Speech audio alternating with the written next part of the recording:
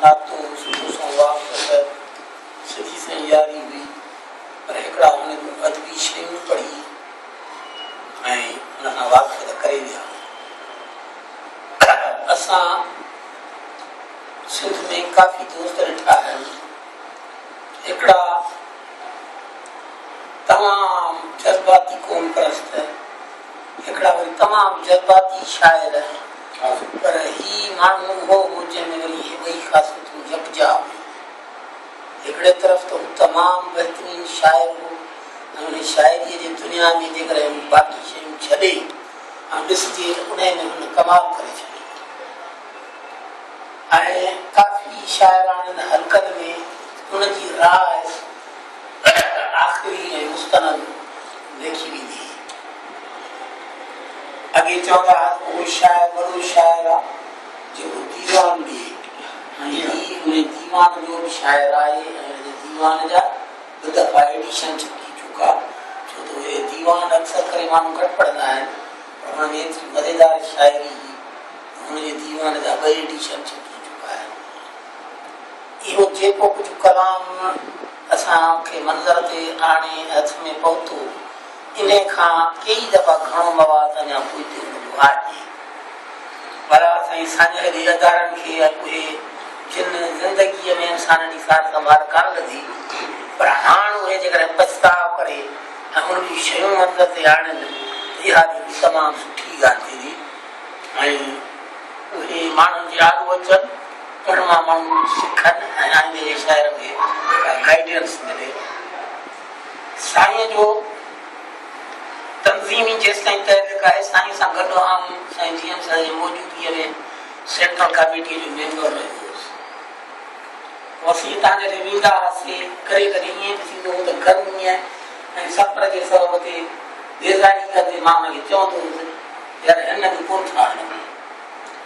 हू चवंदो हो त हिन में हलूं था, ईंदड़ में कोन हलंदासीं। हर कंहिंखे खणी अचे ईअं थींदो हो त हिन ते हलूं था, ईंदड़ ते कोन हलंदासीं। हू अटेंड करण जो सभई जेसि ताईं हुन में रहियासीं।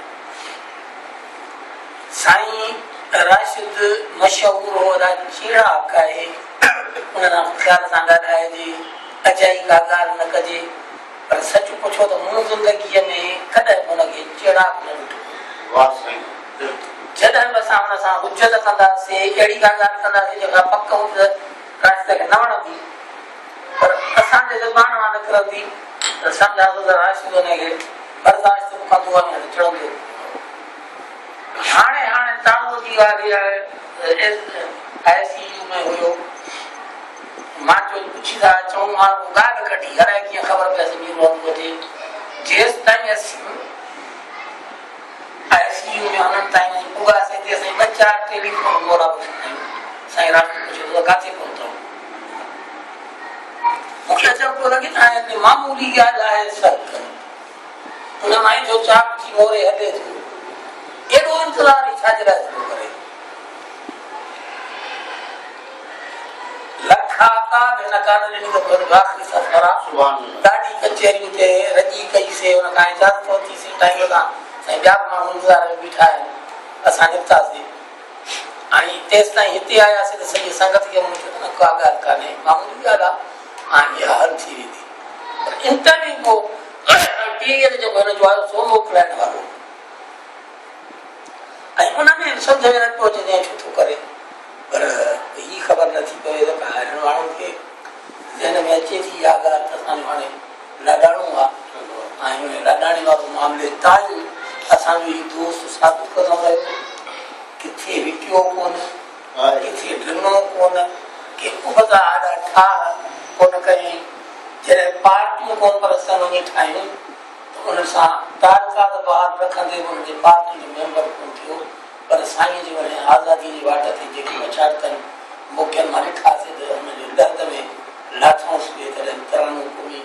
वॻो ऐं जॾहिं लहरपुर में हुनखे दफ़नाए पूरो कयूं, हुन खां पोइ पूरी तरह हुई हलियो हुनजी मिटीअ जी कसम खणी ऐं हुते कारकुननि वचन पे कया त असीं आज़ादी सचा रहंदासीं। इहा जेका हैसियत आहे इहा वाक़ई साईं जीअं खे ई मिली, हुनजे तदफ़ीन में असां शामिल हुआसीं, ॾिठोसीं, पर साईं जी हिकिड़ी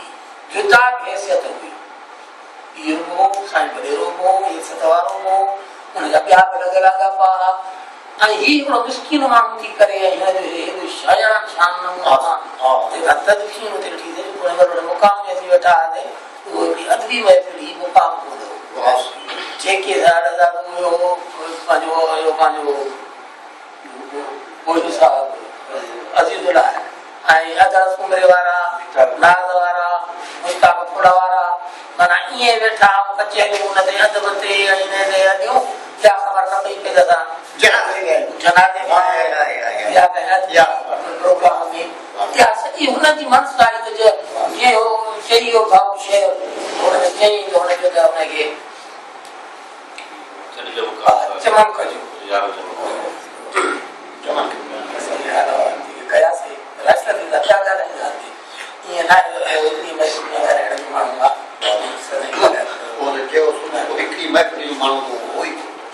यूनुस जो शेर हुनजे या कुझु लफ़्ज़ ॻाल्हाए साईं सां असांजी मुलाक़ात थी साईं अब्दुल रसूल साहिबु कराई पाण गॾु हुआसीं अमर फ़कीर जी अदबी कॉन्फ्रेंस में हितां गॾिजी हलियासीं जंहिंमें साईं हुयो माणक मला हुयो साहिल लाखू हुयो शैतान फ़कीर हुयो ॿिया साईं सभु उतां आया हिकिड़ो मुंहिंजा नाला ज़हन में कोन्हे हिकिड़ो मंकी साहिबु हुयो शायदि साईं जा उहे शागिर्द हुआ जेके साईं जी ख़िदमत चाकरी में हुआ पाण हितां हलिया बि गॾु हुआसीं गाॾी में डाक्सन में ऐं साईं उते सदारत बि कई उन खां बाद में वरी सॼी संगत जो पंहिंजो रायो थियो त साईं असां सां राति गुज़ारे कचहरी कयूं मूंखे यादगिरी आहे पोइ आयासीं हिते चवण जी जॻह हुई पर साईं जो न हिते जॻह इहा